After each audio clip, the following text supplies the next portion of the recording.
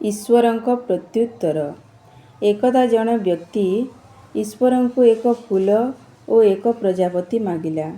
ପ୍ରତିବଦଳରେ ଈଶ୍ୱର ତାଙ୍କୁ ଏକ ନାଗଫେଣି ଗଛ ଓ ଏକ ଶାବାଳୁଆ ଦେଲେ। ଲୋକଟି ଭାରି ମନ ଦୁଃଖ କଲା। ତା'ର ଅନୁରୋଧର କାହିଁକି ଏପରି ଅବିଚାର କରାଗଲା ସେ ବୁଝିପାରିଲା ନାହିଁ। ତେଣୁ ସେ ଭାବିଲା, ମୁଁ କ'ଣ ଜାଣେ, ଈଶ୍ୱର ସେପଟେ ଅନେକ ଲୋକଙ୍କର କଥା ବୁଝିବାକୁ ଅଛନ୍ତି। ତେଣୁ ଏ ବାବଦରେ ସେ ତାଙ୍କୁ ଆଉ କିଛି ପ୍ରଶ୍ନ ନ ପଚାରିବାକୁ ସ୍ଥିର କଲା। କିଛି ସମୟ ପରେ ବ୍ୟକ୍ତି ଜଣକ ସେ ଗଛ ଓ ଶାବାଳୁଆକୁ ଦେଖିବାକୁ ଗଲା।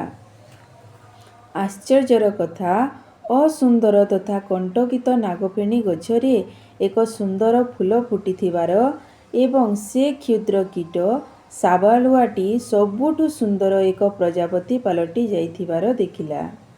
ଈଶ୍ୱର ସର୍ବଦା ଭଲ ହିଁ କରିଥାନ୍ତି। ତାଙ୍କର ପଥ ହେଉଛି ସର୍ବଦା ସର୍ବୋତ୍ତମ ପଥ, ଯଦିଓ ଆମକୁ ତାହା ସମ୍ପୂର୍ଣ୍ଣ ଭୁଲ ଜଣାପଡ଼େ।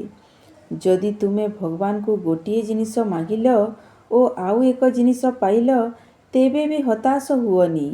ତାଙ୍କ ଉପରେ ପୂର୍ଣ୍ଣ ଭରସା ରଖ।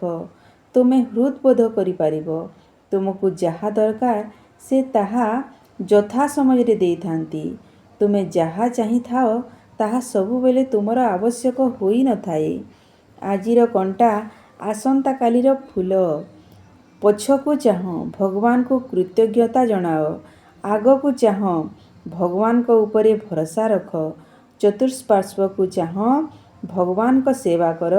ଅନ୍ତରକୁ ଚାହଁ, ଭଗବାନଙ୍କୁ ପାଅ।